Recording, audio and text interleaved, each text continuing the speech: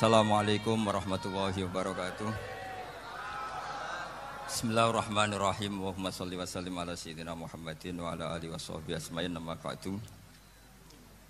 Sedanten ingkang kula hormati wabil khusus teman bapak kula Kiai Haji Agus Ali Masyuri. Beberapa kiai yang tanpa ngurangi rasa hormat, saya hormati semua. Ini ada beberapa Gus. Ini saya ngaji insyaallah seperempat jam. Seperempat jam nanti yang menghisap Gus Kausar berapa Gus? 10 menit. 10 menit. Begini, sebetulnya saya membela semua umat Islam itu ahlul jannah. Karena saya ini ibarat marketing. Kalau orang Kristiani itu kan setiap orang mati sudah tenang bersama Bapak di surga. Jadi kampanye itu menarik sekali. Sementara kita sudah kiai, sudah imam masjid, sudah ulama, masih saja dikhawatirkan su'ul khotimah. Ini kalau kampanye ini tidak imbang, ini nanti saya takut kalah. Makanya saya bilang pokoknya semua orang mukmin itu ahlul jannah. Karena memang asli hadisnya seperti itu, man qala la ilaha illallah dakhalal jannah.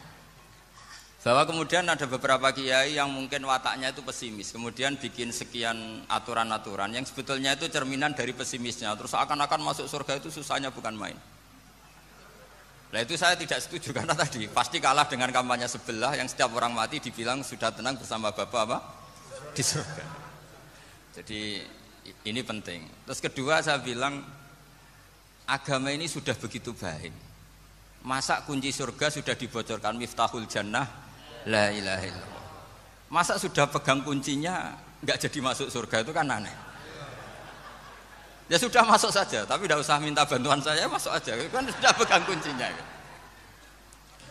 Terus ketiga, kenangan terburuk saya ketika jadi kiai itu gini, saya ada beberapa guru SD datang ke saya. Ini agak-agak masalah besar. Gus boleh enggak buka ujian nasional yang masih disegel? Semua guru bilang enggak boleh, itu kriminal kan. Ada satu guru yang bikin analogi agak kacau. Boleh saja. Wong ujian di kuburan saja dibocorkan para kiai enggak apa-apa. Itu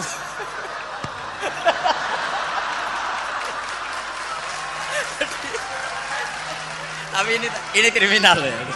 Perhatian kepada kiai, nggak boleh memukul pemateri.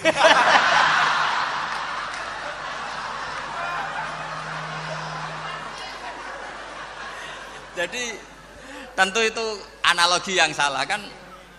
Marrobuka kan, Tuhan kamu siapa, Nabi kamu. Tuhan kamu siapa, Nabi kamu siapa, imam kamu siapa. Ini kan sudah dibocorkan oleh para kiai. Artinya apa? Nak raiso jawab kebablasan gitu. Terus guru ini berpikir kalau ujian akhirat sekrusial itu saja bisa dibocorkan, kenapa ujian nasional tidak boleh? Tentu ini kias yang salah, saya tidak ngajari seperti itu. Tapi saya ngajari ke kalian betapa mudahnya masuk surga. Kunci jawaban sudah dikasih, kunci pintu masuk sudah dikasih. Kok sampai tidak masuk, ini kebablasan. Paling salah gurunya. Jadi ini kenapa saya sering cerita orang mukmin semuanya itu min ahlil jannah, itu saya jamin. Sama tidak usah takut su'ul khotimah, tidak usah takut berlebihan seperti itu. Karena setahu saya, setidaknya saya mewakili ulama zaman ini. Rata-rata guru kita ini bermadzhab Syadzili dalam berkeyakinan berpikir tentang Allah. Di antara ini yang mulai saya ngomong serius, supaya tadi kan guyonannya sudah diambil Gus Reza sama Gus Kausar. Saya tahu kenapa mereka guyon. Kalau ngomong serius takut kalah sama saya.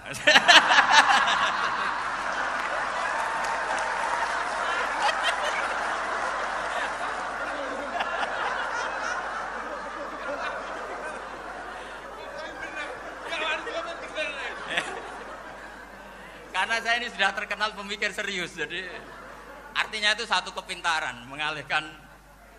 Ya, oh ya, sudah itu satu kecerdasan. Tidak hanya ngalim tapi betul cerdas. Jadi itu bukti beliau-beliau ini cerdas itu.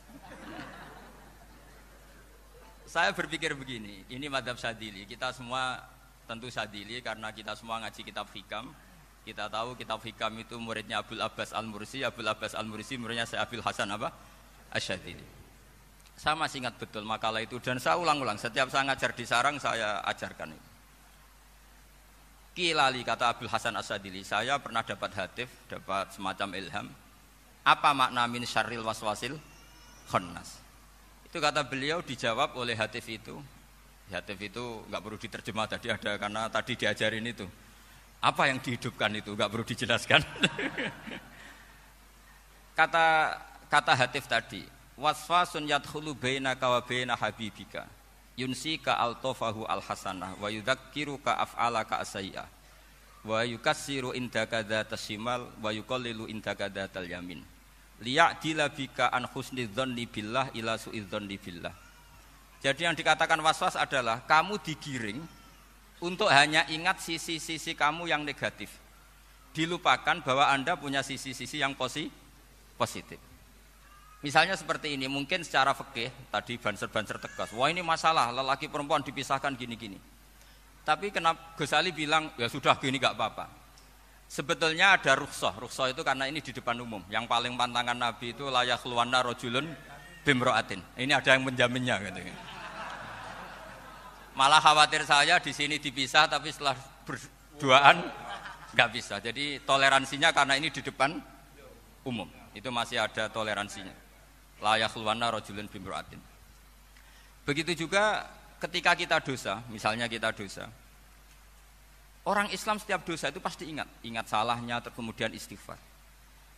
Dan ketika satu kebaikan dibandingkan keburukan, itu kata semua ulama, karena sayyi'ah itu bernilai 1, kebaikan bernilai apa? 10. Itu masih surplus berapa? 9. Jadi itu cara berpikir Abdul Hasan As-Sadili. Kenapa kamu harus berpikir positif tentang Tuhan? Sekali berpikir tentang negatif, itu bahaya betul. Misalnya begini, kamu berpikir tak rewangi, dadi kiai, sujud, rukuk, ternyata aku tetap lebu neraka, gunane apa? Itu menurut saya kan gak punya akal. Sujud itu satu kelaziman menghamba kepada Allah. Normalnya seorang hamba itu ya sujud. Kemudian gara-gara kamu ingin masuk surga, terus logika kamu dibalik, gunanya apa saya sujud? Ternyata saya masuk neraka. Itu pertanyaan yang benar-benar bodoh dan itu menjadikan Allah benci. Logikanya dibalik begini. Ini saya ngomong serius karena ini bentuk kemenangan saya ini bentuk kemenangan saya. Saya berkali-kali ngomong di kota pelajar di Jogja karena banyak pengujinya juga. Bukan sekedar pendamping tapi penguji. Banyak yang profesor, bukan sekedar dokter, banyak yang profesor. Jadi ya ini dok. Begini, saya pernah ditanya sama seorang dosen, Gus, saya ini ngaji hadis banyak, tapi ada yang saya tidak paham, yaitu mangkola la ilaha illallah dakhalal jannah, ada kalimat wa in zana wa in saraka. Meskipun pernah zina, pernah maling. Ini kan seakan-akan mentoleransi perzinaan dan pemalingan. Terus saya bilang, oh makna hadis itu seperti ini. Jadi kebenaran absolut, kebenaran yang mutlak itu tidak akan terganggu oleh status perilaku seseorang. Saya berkali-kali memberi contoh. Orang yang ditangkap KPK akan bilang 1 + 1 2. KPK-nya juga bilang 2. Rivalitas dalam politik, Pak Prabowo ya bilang 2, Pak Jokowi juga bilang 2.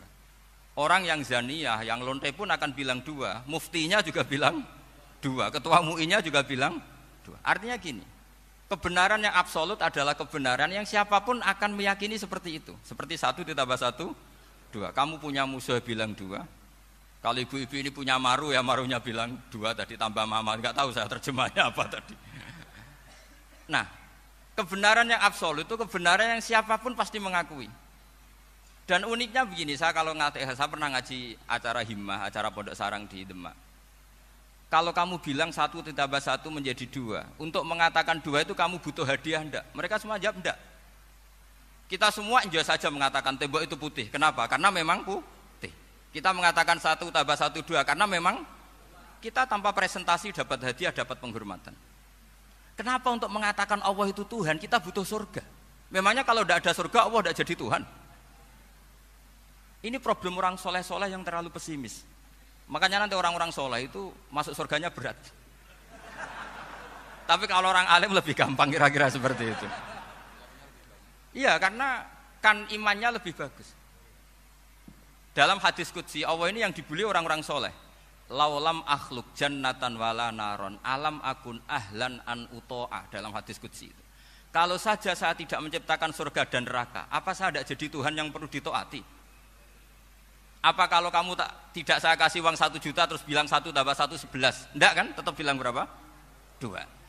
Kalau kebenaran absolut yang 1 tambah 1 kamu bilang 2 meskipun tanpa mendapat hadiah. Kenapa untuk bilang Allah Tuhan kamu butuh hadiah surga? Itu kan serah ikhlas belas. Makanya saya terus mengajarkan ikhlas. Ikhlas itu bisa dilatih dengan akal, dengan pikiran, bil ilmi lah. Harus dilatih. Nah di sini ini momen atau makna yang mestinya harus difahami wa inzana bahwa kalimat ini sah meskipun dilafatkan seorang yang pernah zina. Sama seperti 1 tambah 1 2 sah, diucapkan siapa saja sah. Dan siapapun akan mengucapkan itu secara ikhlas. Ini penting saya utarakan. Sehingga setelah ada firqah-firqah takfiri yang mengatakan orang megang keris itu syirik, ke kuburan syirik, ini syirik. Itu salah besar. Salahnya adalah tadi kalimat-kalimat atau kebenaran-kebenaran absolut ini sudah jadi sibghatullah man ahsanu minallahi sibghah. Kalimat ini begitu absolut di hatinya orang mukmin. Sehingga ketika terganggu oleh hal-hal yang adat istiadat kayak pegang keris, kayak apa, ini tidak mengganggu. Tetap kualitas iman ini di atas keyakinan adat membawa apa keris. Kalau orang membawa keris menjadi syirik karena percaya sama makhluk. Orang misalnya kejawen kalau nggak bawa keris nggak nyaman. Orang kota itu kalau nggak bawa ATM juga nggak nyaman. Itu tidak dihukumi syirik. Kamu pergi lupa bawa HP nyaman enggak? Enggak, kenapa enggak dihukumi syirik?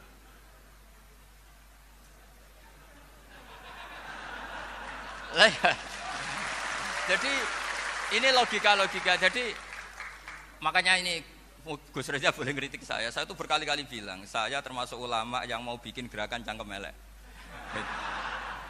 Karena nanti kalau saya nisbatkan ke Rasulullah itu tidak pantas karena Nabi ahsanan nasi khalqau wa khuluqa. Tapi saya siap jadi bempernya Rasulullah sallallahu alaihi wasallam. Pernah ada diskusi di Jakarta, ini kisah nyata. Apa dalilnya setelah sholat salaman? Mana hadisnya? Itu dijawab hadisnya tentu kita kesulitan. Kalaupun ada hadisnya dhaif semua yang masalah musafahah. Akhirnya mau tidak mau dijawab pakai cangkem elek. Boleh enggak kamu setelah salam nyalain HP yang off? Boleh. Boleh enggak ke kamar mandi? Boleh. Oh berarti kencing boleh, nyalain HP boleh, yang enggak boleh itu ingat Allah. Karena mereka mengkritik wiridan, ngeritik salam. Akhirnya mikir deh. Ada enggak hadisnya orang setelah sholat nyalain HP? Enggak ada kan? Tapi mereka nyalain HP enggak hambatan, tapi untuk salaman masalahkan. Ke kamar mandi boleh, tapi untuk wiridan enggak boleh. Akhirnya mereka sadar, oh iya. Lama-lama dibisi gini yang kelompok itu. Kamu itu korban aliran supaya kamu enggak ingat Allah, ingatnya HP-nya. Sehingga orang wiridan kamu kritik, orang nyalain HP enggak kamu kritik. Itu kelompok itu adalah kelompok orang-orang yang supaya orang Islam itu lupa Tuhannya. Itu gerakan cangkem elek, tapi jadikan orang sadar. Jadi ini penting. Jadi kalau kamu tidak bisa bela agama dengan jalan yang lurus karena tidak bakat gitu, nggak apa-apa pakai cangkem elek tadi. Karena nggak mungkin gerakan ini dinisbatkan kepada Rasulullah Shallallahu Alaihi Wasallam. Kalau soal sanad saya punya sekian sanad tentang itu, tapi tidak usah kamu ikuti. Ada orang tanya, ya Pak Kiai kalau setan dibakar di neraka panasan enggak? Ya panasan. Lo kan setan dari api, ngapain harus panasan? Kan materinya sama. Terus Kak Kiai tadi gak kesulitan, dia ngambil pasir, disawero di wajahnya. Wah sakit Kiai, kamu kan dari tanah, kena tanah kok. Jadi itu ada sekian, artinya gini ya, kalau kesulitan jawab pakai baik-baik ya sudah pakai cangkem elek itu aja kan. Tapi tentu kan gerakan ini tidak mungkin dinisbatkan kepada para nabi. Tapi saya pastikan meskipun nggak bisa dinisbatkan kepada para nabi dari segi cangkem elek tadi, tapi secara semangat itu sama. Saya punya sekian contoh. Benar Gus Riza tadi gojok saya sengawur-ngawurnya itu masih punya sana. Itu pas saya ngawur pun masih punya apa? Sana. Nabi Ibrahim itu ketika faja'alahum juzatan illa kabirallahum itu si berhala paling besar dikasih kapak. Ketika mereka geger, ini siapa yang memecahkan berhala-berhala kecil? Kata mereka, sami'na fatay yadhkuruhum yuqalu lahu Ibrahim. Ya kira-kira Ibrahim lagi. Terus setelah Ibrahim didatangkan, siapa yang melakukan ini semua? Ini jawaban Nabi Ibrahim, bal fa'alahu kabiruhum hadza. Ya tanya yang bawa pedal, saya kan enggak bawa kan. Terus kata orang-orang, otak kamu itu di mana? Masa berhala disuruh nanya, kan nggak bisa ngomong. Ibrahim kembalikan, uffil lakum walima ta'buduna min dunillah. Lalu otak kamu di mana? Sudah tahu nggak bisa ngomong kok disembah gitu. Itu ada kata uffin. Uffin itu kalau diterjemah kira-kira ya agak-agak jancuk gitu. Kira-kira seperti itu. Ya kira-kira seperti itu. Jadi sekarang dalilnya jancuk apa Gus?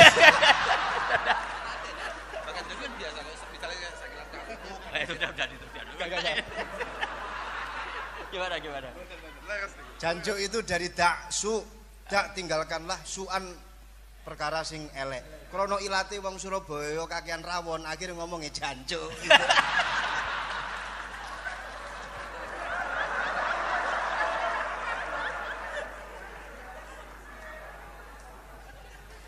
Jadi mulai dulu melawan kebatilan itu harus pakai logika yang vulgar. Karena memang nggak mungkin dengan bahasa-bahasa priayi itu nggak mungkin. Dan ini penting saya utarakan. Nah, kalau nanti nggak mungkin dinisbatkan kepada Rasul karena Nabi adalah ahsanan nasi khalqa wa khuluqa, kita yang ngambil alih saja. Gus Reza, saya, Gus Kaustan ini cara cangkem elek kan pantas. Luas. Selain bakat ya sudah natural. Karena memang itu cara kita menjelaskan kebenaran. Saya ulang lagi, itu cara kita menjelaskan apa? Kebenaran. Mau tidak mau. Saya pernah ditanya sama seseorang, Gus, beberapa nabi itu kan poligami. Poligami itu bukti hipersek. Karena yang tanya itu orang nasionalis yang nggak pati senang Islam. Terus tak balik tanya, perempuan itu makhluk lemah enggak? Ya lemah.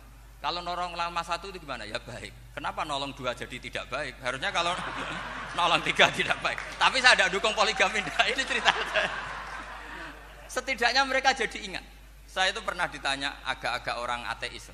Dia benci Islam tapi meneliti Islam. Pertanyaan kedua, kenapa dalam perang itu seakan-akan Nabi itu perampok? Hartanya orang kafir disita kemudian menjadi ghanimah. Itu kan kayak ngerampok. Terus saya tanya gini, kalau ada penjahat ke rumah kamu kemudian pakai senjata api, setelah kamu ringkus, itu senjata api kamu kembalikan apa kamu sita? Oh ya saya sita, kalau tak kembalikan dipakai ngerampok lagi. Ya sama seperti itu, kalau kekuatan mereka dikembalikan akan dipakai kekuatan mereka lagi. Jadi ya lagi-lagi ini kemenangan orang serius. Karena nanti guyanya sudah dintekno sama Gus Safa sama Gus Riza. Nah, kenapa saya ngajar begitu rileks, begitu santai? Karena pikiran saya sederhana. Fa innal uqula muttarratun ila qabilil haq. Akal sehat pasti dipaksa menerima apa? Kebenaran. Sehingga kebenaran itu tidak usah kamu ngomongkan secara serius, secara tidak perlu. Kebenaran itu mudah diterima. Saya itu pernah ngaji berkali-kali di Jogja di mana-mana sampai ada buku seorang dokter nulis tesisnya itu bangga lagi menjadi muslim setelah ngaji saya itu. Karena saya menerangkan itu ringan. Orang Islam itu harus mencintai Allah. Ciri utama cinta itu tidak tegang, rileks. Saya bilang begini, kalau kamu pernah 1 tahun digratisi orang rumah, makanan, kamu kira-kira itu mudah nggak mencintai orang yang berjasa sama kamu minjemin rumah dan ngasih makan gratis? Mudah kan? Apalagi kita ini mudah mencintai orang yang minjemin mobil 1 tahun, ngasih rumah 1 tahun, apalagi selamanya. Kenapa kita tidak mudah mencintai Allah yang memberi kita bumi, air, oksigen, semuanya kita dikasih Allah? Akhirnya mereka mikir, wong mencintai seseorang yang ngasih dalam durasi 1 tahun saja mudah, apalagi mencintai Allah yang ngasih kita tanpa batas. Itu disebut walladzina amanu asaddu hubbal lillah. Orang mukmin itu mudah sekali mencintai Allah. Caranya dilatih tadi. Kita mudah mencintai orang yang berjasa sama kita. Kenapa tidak mudah mencintai Allah yang tentu jasanya lebih besar? Nah, karena akhir-akhir ini banyak orang yang terlalu nazir, terlalu kata Nabi kan basyiru walatu nafiru yasiru walatu asiru. Sehingga saya bikin gerakan. Pokoknya semua orang mukmin pasti masuk surga. Nanti soal ada kesalahan-kesalahan kecil yang menjadikan orang su'ul khotimah itu sifatnya kehati-hatian. Jangan menjadi hukum. Hati-hati itu tidak menjadi hukum. Kalau kamu nyupir hati-hati itu bukan berarti pasti kecelakaan. Enggak. Hati-hati itu ya hati-hati saja, tidak menjadi hukum. Ini penting saya utarakan karena kubu sebelah kampanyenya sudah tadi, setiap mati mesti tenang bersama Bapak di surga. Sementara kita mau kampanye, kamu sholat tidak mesti diterima, haji tidak mesti diterima, jadi kiai tidak mesti masuk surga. Coba kalau kita kampanye gitu terus, yang mau jadi muslim itu siapa? Jadi ini sudah tak perhitungkan matang-matang saya milih mazhab seperti itu. Ya ini saya pikir sudah, ini pembandingnya supaya punya waktu. Saya suka sekali. Nah ini yang sesi terakhir ya, sesi terakhir. Saya akan cerita fikih karena Nyun sewu Gus, ada iklan sebentar dari ibu-ibu, pentolan mic kurang dekat ke mulutnya Gus Baha. Sehingga suaranya tidak terdengar sampai ke belakang. Oh, gitu, pentolannya didekatkan Gus ke mulut. Ini kalau ngomong konotasinya itu mesti nyerempet. Sudah apa ya? Sudah ahlinya di situ. Ya malah ada di situ.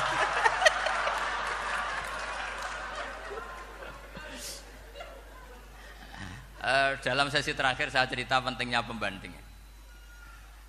Imam Rafi'i itu yang ngarang kitab Muharrar. Kitab Muharrar ini adalah ringkasan dari kitab Al-Wasit. Al-Wasit itu karangannya Imam Ghazali. Al-Wasit sendiri ini khas ngaji NU karena NU maknanya Nahdlatul Ulama, gerakan para ulama. Jadi kalau nggak ngerti alim-alim seperti itu ya ada NU. Sebenarnya sampai itu pasnya Nahdlatul Ummah, gerakan umat. Tapi kan sudah jadi partai politik Nahdlatul Ummah. Karena yang katakan NU itu Nahdlatul Ulama, gerakannya para ulama. Imam Rafi'i itu berpendapat sujud itu cukup pakai baduk, pakai jidat. Itu dalam kitab Muharrar. Wal asoh anna sujud yasihu mau cukup biwatil jabhah. Ketika Imam Nawawi mentasih kitab Muharrar namanya Minhajut Thalibin, itu mengkritik Imam Rafi'i. Kata beliau sujud itu untuk sah harus melibatkan 7 anggota karena berdasar hadis umirtu an asjuda ala sabati a'zumin, yaitu al jabhah wal yaden warubaten wal qadamen, yaitu jabhah 2 tangan, 2 lutut dan 2 qadamen. Akhirnya saya ngecek di kitab asli. Imam Rafi'i termasuk Ashabut Tarjih dan Imam Nawawi. 2 orang ini khilaf. Kan nggak mungkin kita sebagai musahihnya karena yang khilaf ini 2 ulama besar, satu Imam Rafi'i, satu Imam siapa? Nawawi. Kita tidak bisa yang ngikuti Fathul Mu'in yang mengatakan idza khtalafan Nawawi war Rafi'u qudiman Nawawi, tidak bisa karena Imam Nawawi ini sering nginduk sama kitabnya Imam Rafi'i karena senior Imam Rafi'i. Setelah saya cek di kitab kitab asli Mamba ya, satu sumbernya semua mazhab apa? Syafi'i. Ternyata Imam Syafi'i nak ngedikan hanya begini. Wa uhibbu, saya suka setiap orang Islam sujud itu melibatkan 7 anggota karena itu aman, pasti sah. Tapi wayah tamilu kata beliau, tapi mungkin saja sujud hanya watul jabah itu sah. Kenapa kata Imam Syafi'i?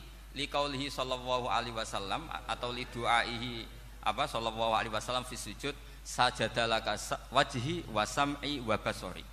Nabi ketika sujud itu hanya berdoa, ya Allah sujud kepada engkau wajhi wa sam'i wa basori. Nabi tidak menyebut wayadi wa rukbati wa qadami. Sehingga saya berkali-kali bener kata Gus, saya ini pembela umat sing sujute 7 anggota ya taklem pantes dadi Rais Suriah. Itu. Yang sujute bathuk tok ya tetap sah ngikuti mazhabnya Imam Rafi'i. Meskipun itu tidak saya anjurkan. Tentu tidak saya anjurkan. Alasannya Imam Syafi'i tadi, Rasulullah pernah berdoa dengan kata-kata sajadalaka wajhi, bukan diteruskan wayadi warubati wakoda. Sehingga fal khilaf huna bakin ala khiddati kalau dalam bahasa fikih. Khilaf biar tetap sesuai aturan khilaf masing-masing. Enggak perlu kamu menggugurkan pendapat Rafi'i yang mengesahkan sujud hanya pakai jabah. Ini penting karena tadi seperti saya katakan, yang sujud anggota pitu ya masuk swarga mergo pintere, sing nganggo bathuk tok yang mlebu swarga mergo gobloke tadi, karena aksaru ahlil jannah al-bulhu. Nah ini madhab saya. Jadi saya itu ingin umat Islam itu baik-baik saja. Ya, karena tidak mungkin. Nah kita tidak bela Islam di zaman akhir tidak mungkin. Karena di kubu sebelah kampanyenya sudah seperti itu. Kalau kita ngomong ikhtiyat, kiai ra mesti mlebu swarga, sing salat ngethuk ra mesti husnul khotimah, wah kan jadi repot. Saya ini pengagum teori ikhlas. Dilatih bil ilmi, saya ulang lagi, dilatih bil ilmi. Saya ini malunya tadi saya mengatakan 1 tambah 1 2 itu meskipun tidak ada yang memberi hadiah tetap saya katakan 2. Saya mengatakan air itu dingin, tidak ada yang ngasih hadiah, saya akan bilang kalau air itu dingin, kalau api itu panas. Untuk hakikat-hakikat seperti itu saja saya jujur tanpa ingin imba.